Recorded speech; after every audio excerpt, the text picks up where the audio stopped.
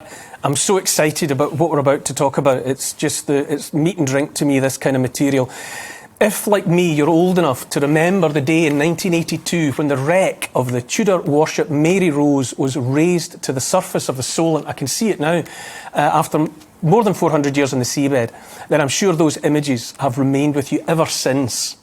Reputedly, the favourite vessel of King Henry VIII, who commissioned her and saw her go into battle for him across 3 decades, the loss of the Mary Rose was a tragedy of note. Hundreds of men were lost, of course, as she took part in the Battle of the Solent, fighting a French navy bigger than the Spanish Armada in 1545.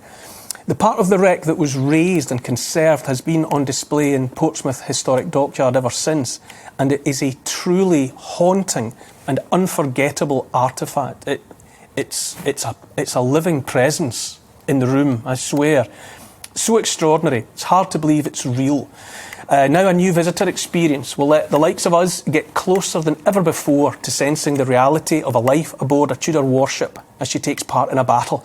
Now joining me now to talk about the wonder of it all are Alex Hildred, Head of Research and also Curator of Ordnance and Human Remains, and CEO of the Mary Rose Museum, Dominic Jones. I cannot wait to start talking about the things you've got in front of you, but what can visitors expect to see and hear from the new experience? Well, what we've done is we're taking all of our guests back to what it was like to be in Tudor England, in Tudor Britain, what it was like to be on board the Mary Rose, and on that fateful day in 1545 when she sank in the Solent. And even before that, you get to meet King Henry VIII, and he tells you all about his ship, from being commissioned right to that day when she sinks. It's a fascinating, immersive experience.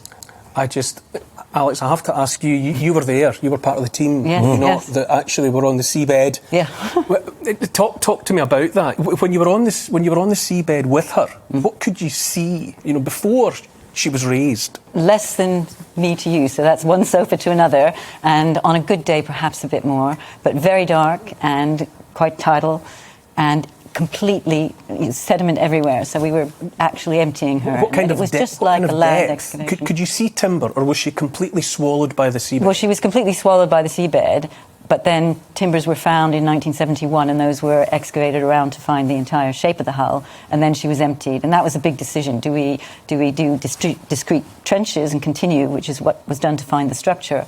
And then in 1979 it was decided to open the whole thing, so it was like a big excavation, 40 feet long, 15 foot wide, all with scaffold poles divided into distinct trenches which followed the deck. So you got the castle deck, upper deck, main deck, orlop deck and hold, and then 12 trenches north-south. So it was a major operation, and sometimes 80 divers a day would come to supplement the 12-man professional team. What depth was she lying in? The depth is quite shallow. It's perfect, actually. It's about 10 to 12 metres, depending on the tide. But in the tunnelling under the ship, in order to lift it, we were down to 20 metres, and that made the diving completely different. That was surface recompression in chambers for the people who did that. It strikes me that she must feel like family to you now. She's been part of your life for forever. Yes, because we dived alone, and if you're alone in a small area excavating, because you've got deck above, deck below, and maybe partitions, you're in a very small place, and it's just you in the ship. And I think we all missed that. The day after, I went in the hull the day after she was lifted as well, and suddenly you could see the whole thing, but it wasn't your space anymore. It wasn't yours. The intimacy was everybody. The intimacy's gone. But we recreate that in the museum now by actually having the ship on one side and all the objects that were in specific places on the ship exactly opposite in mirror galleries that run for 35 metres over the height of 3 things, and it's dark and it's like it. And when the divers came back, because we have divers reunion every year, they said, it's just like swimming down the decks, but we can see it. And that's what the whole Mary Rose is about, the real thing. And this wonderful. Yeah. I mean, I'm all in favour of immersive visitor experiences. I've visited many and been part of others, but for me, these artefacts that you've got in front of you, they are the magic for me. They are. You talk me through those. Well, so this is an elm bowl, or a dish you would call it, and we had about 116 of these. This one was one of 82 found right in front of the galley. Look at the preservation. So it's basically for the next meal, the meal that didn't happen because the ship sank. So they were all ready for the cook to serve up the next dinner. And that's made of turned elm. And the condition is absolutely wonderful because the burial sediments were... Can you just hold it up again, just so that everyone can get a good look at it? It's just the most wondrous item. I've visited Mary Rose more than once now. I can't remember how many times I've been in her presence, and I've also been at the Dover boat. Oh yes, the plank-built boat in Dover Museum, and I swear there's a feeling of being in someone's presence. Yeah, it's different than any other artefacts I've ever seen. There's something about these vessels that have been sunk and they come back up and they seem to bring the world of before with them. It's like they're alive. You can almost smell it. You can. Well, you can smell it, absolutely, it feels like it's alive. It's the biggest. There's nowhere else you can get close to Tudor England in the whole world. It's the biggest collection ever. Just extraordinary. And so, what are the others? Obviously, well, I can see what looks you can like see a comb. that. Yes, but that's a knit comb. But that's one of about 82. Well, partially a knit comb. It's a comb. So you've got the fine teeth for obviously lice, nits, etc., and then the others for grooming. A fact of life. Yeah. Oh, and they're tales of sailors throwing themselves over the side of the boat because of nits to get relief, to get rid of the lice. So a very important thing, and mostly found with human remains. And again, it's perfect, as though it was made. Yeah, I mean that's boxwood, so it's a very hard wood. And what's amazing when you see children come, it looks like knit combs today. So when I bring my kids, they're like, "Oh, Daddy, it looks like the knit combs we have." So it's fascinating. I think that's it. It's the everyday objects that you don't get elsewhere. You just don't. Do you know people? I've done my time as an archaeologist, and people say, have you found gold? Have you found this? Have you found that? You say, well, a little bits and pieces. But to me, it's these items that you can identify with that speak of people. Objects contain absent lives, and there's magic about these simple things. Well, this comb was on the upper deck, and in that area we had the remains of 21 of the 92 individuals who've been partially reconstructed. So, that it is really, really personal. And sometimes you get chests which have then inside them got pouches which have got belongings within that, and it really is. You can't. It's like touching the past, And I think it's the miracle of preservation, and that's what you get at the museum. And the start for this now will be. This new start, 1545, will be Dominic, you great. touched on your kids recognising the knit comb for what it is. What kind of reaction do you see day in and day out as people are suddenly in the presence of the Mary Rose? It's the most amazing reaction. I think when you see people come through, it's all sorts of emotions. You get people, some people are emotional, some people just are amazed. And it's that moment when you come round the corner and then you see her, and it's just phenomenal. And what we're trying to do with this new exhibition is we're trying to just tell that story, because so many people think she sank on a maiden voyage or don't really sort of know about her. So by setting it up with the new exhibition, you can walk through as if you're on the decks on that day and sort of take part in her being sunk in the Battle of the Solent. Well, we're seeing some pictures now. So this is the experience for so you're part of it. So you're walking down there and you'll be there and you'll feel like you're oh, and she's going over. Yeah. And you'll hear the sound. You hear the sounds. Fired. Oh, look at that. And then you'll walk and you're into the Cowdray Gallery, and then, like you said, you have that moment where you come face to face with the ship. What is the consensus then? I've read various bits and pieces over the years about her sinking. What is understood now about why she came to end up where she did? Well, it doesn't look as though she was overgunned by looking at the amount of guns and the spaces they were in, etc., and working out the weights and the ship. It doesn't look as though it's that.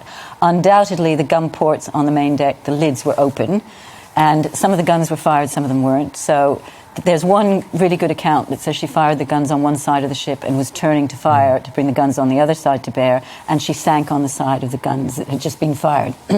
And that is somebody reporting to the Holy Roman Emperor, and it's over a 2-week period where he's in England to try and basically make peace. And so that seems to be the most sensible thing, but there's a gust of wind is one of the other ones, mutiny amongst the crew, or not French, understanding the crew because there might have been some extra Spanish crew that had been picked up from a vessel that had gone ashore in Falmouth in February, and the people from there were amassed into Henry VIII's navy. So all sorts of different ones, but the most sensible one is that it's possible, we know that she was within range of the French guns from the galleys that were firing at her and that she was exchanging fire with. So that's still a possibility, and the fact that the front of the ship has part of it has broken off. There are all sorts of questions about that. There's a letter that's been found in 2007, recently, in Hatfield House Archive, that is a letter from two shipwrights to Henry VIII saying, we cannot put guns in the very front, big bronze guns in the front of this ship, because if we do, we will mess with the structure, and that will be a great weakening of the ship near the foremast, and that's where she's gone. So she may have been undone by new technology to some She extent. may have been undone by the King's own message, but there's so many different potentials. Now, these are shoes of some sort. I can't That's take my a eyes shoe. off it. So, I suddenly noticed them again. So that is one of about 380 shoes, 70 pairs, and there's 13 different styles. Shoe to shoe, though, it's amazing. And they tell so much. You've got some which are Saxon style turn shoe, and then these others which are welted and more modern and were early 16th century, and then ankle boots and 10 pairs of Puss in Boots high thigh boots. But you're talking, hundreds of these items. Is there anything comparable? Not really, not for domestic everyday life. But it's not just, certainly for the Tudor period, and it's not just the domestic items, it's also the only dated longbows, for that period. And we've got, of the 250 that are listed for the ship, we've got over 138.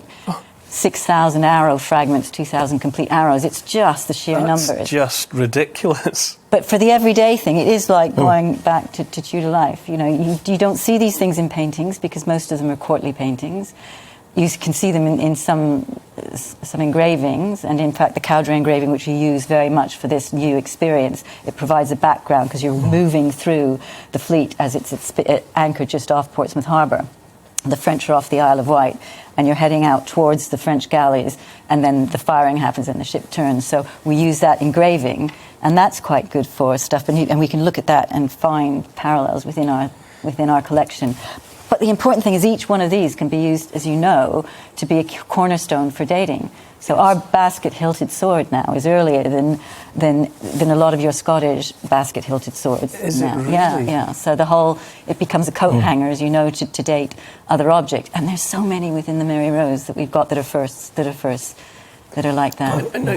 What we have that's on display of the Mary Rose is a part, isn't it? Is there more of her on the bed of the Solent? It's still on the Solent. We were talking about that the other day, about what we do about it. So, yeah. So we go and visit the site quite regularly, and after the ship came up in 82, we were basically cleaning up around the outside, seeing what was there, and looking for the bow, because those of you who've been to see her will realise that the bow is missing. And so it was always a search for the bow. Some of it was cut off purposely in order to do the engineering to lift the ship, but the rest was left and then brought up. But what we were looking for when we went back specifically in 2003, because the Navy were going to widen the channel for their big CVF carriers to bring them to Portsmouth, and the area included part of the protected wreck area of the Mary Rose. So we had funding based on that, part of the mitigation strategy, to go back to the site. And so we did things like 5% sample of the spoil mounds, because we had spoil from the airlifts that took the unwanted debris away. And we found 400 objects, 9 of which were really good Tudor objects. 130 were Tudor, but 9 another gold coin. Hundreds of... Well, potentially, but it's difficult. It's an unknown. To fundraise for that would be really difficult. And we've got a difficulty with COVID, like everybody else, of a lack of funds. So to actually consider going back to the site now would be impossible. But what we did find was the stem timber. It defines the whole shape of the bow, and we lifted that up along with another anchor. And associated with that was part of the port side, the missing side, the side that we thought had completely eroded away, forward of the break. So we've got part of the bow structure, but it's of the wrong side. So we can't pick it up and easily put it in the museum, because the museum isn't big. But there's an unknown amount of the Mary Rose still. And the exciting, yes, there is. But the exciting thing is we regularly go with Southampton Oceanography to look at, and more laterally with the Navy, to trial their equipment on looking at it, looking through the sediments and seeing what's there. And you can never pick it up. Never, because it's just the wood is the same as the silt. Yes. So you can't bounce off anything because you haven't got anything to bounce off. So the fact that we've got something that we know is there because we've seen it means that potentially all along that wreck site there might be other stuff. So it also means, you know, potential for the bow castle of the starboard side. So tantalising. It is, but you know, it's so difficult to Dominic, tell me, there is a very famous voice that's associated with the new visitor experience, is there not? There is. We're so lucky. So when sort of looking for a voice that can tell the Mary Rose story, we were looking for another sort of national icon like the Mary Rose, and we were very fortunate to get Dame Judi Dench. And so when you come in to see 1545, which opens on the 26th of July, you get to hear Dame Judy's voice, you get to experience it, and then you go and meet the King, King Henry VIII, and then you go on the ship, and you're there in Tudor England on the night before, on the day she sinks. So, but yeah, Dame Judy's fantastic. We'll have to get your voice next, right? Well, I'm available. Come visit us. What I can't help noticing as we're having this conversation, I do it, you do it, it's almost irresistible to refer to her. Yeah. You know, people say, why do they call ships she? But there's just something about, despite the fact this one's called Mary Rose, but there is always that sense of a personality about these vessels, isn't there? Yeah, and she certainly has one. But we can't really ignore the rest of these pieces. What else have you got there? So that's a whetstone holder. Oh, for sharpening. For sharpening. And it's made of poplar. But what the beautiful thing is, I don't know if you can pick it up on the camera, is the incised carving on the back. So a very functional thing, but beautifully carved. And, you know, that again shows that it's personal, because the things that were ship's issue, like this, are very, very similar, and some of them have H brands and various other things. A little bit. Yeah, just so that... Yeah, we're going to try and catch a better... So which there way? we go. Yeah. There we go. That's lovely. Good. I can see that. That's lovely. Would you imagine that was done by a craftsman, or has that been done by the owner of the piece? It looks pretty much as though it would be done by the owner of the piece. It's not, and there are so many different things that you'd think if it was a craftsman, you were buying them in bulk, they would be the same. So the combs, for example, we've got a number of different styles, but most of them are the double-sided. But those have a similarity, and they were imported in huge amounts, you know, like 11,000 a year and various things like that from the continent. It's a lot of knits. But this is a lot of knits. But, you know, this is probably done by the owner, as a lot of other things. And the difference between this and a naval vessel of say, 50 or 60 years later is a lot of the stuff on board, a lot more would be naval issue rather than personal. And it then becomes streamlined and not as decorated. Right. So this is another one of the great things. It's a time, the exact time framework where you're changing from, it's the beginning of the Navy, it's people's personal things rather than naval issue. It's the same with the guns. Everything's almost bespoke, and a lot of it you think is for the first time, like we don't know how the gun port lids were opened or closed, because you haven't got a rope going through the inside as you do 50 years later. So there are all of these things that make it very, very special, as well as being Henry VIII's work. And the final well, you should know about this sort of thing. You can take a guess. Oh, it's a hilt from a ballock knife. Yeah. So this would be worn for daily as part of somebody's clothing, but you'd also use it for eating. You know, the blade though would have come down to about there, so about 17 inches. And again, we have 65, so just our collection of that. And you can almost sense the hand that held it. That's the thing. It's small, and our sword actually, I can hold. We've got copies of the sword, and it fits my hand. But yeah, and these are absolutely beautiful, and again, different styles and different types, and the largest dated single collection in the world. It's shown. Can you see it? It's the way, but I think it's because these are modest pieces, and they're from people's everyday use. That in a way that, you know, lavish jewellery, I don't think really ever does. They summon the dead, don't they? They do. These items bring back the people who used them, because you can't help but identify with how they would be held and used, and just a wonder. And during the excavation, obviously, you feel you're touching something for the first time. And things so small, like there was a cabin that the carpenters, we didn't know at the time, but when we came across it, obviously a partition that was slightly open, in a runner at the top and runner at the bottom, and in it was a little wedge. You know, just, it is magic. It's those everyday things that you take for granted, and it just takes you back. And the museum does that as well. And now with this new front to the museum, this journey through the sinking, it's going to make the entire thing even more personal, I think. Wondrous. I think Mary Rose is just a gift. It's just a gift that, well, you know, as they say, keeps on giving. Oh, yes. And I cannot, 1,000 thanks. This is already going to be one of my favourite items. Thank you so much for coming, telling the story and bringing these, these irreplaceable treasures. Just wonderful. So thank you. Well, thank you. I hope you'll come soon again. I surely will. I surely will. Welcome to the GB News YouTube channel. You can watch us live 24 hours a day, catch up on your favourite shows and join in the conversation in the comments below. Don't forget to subscribe and you'll never miss any of our exclusive content.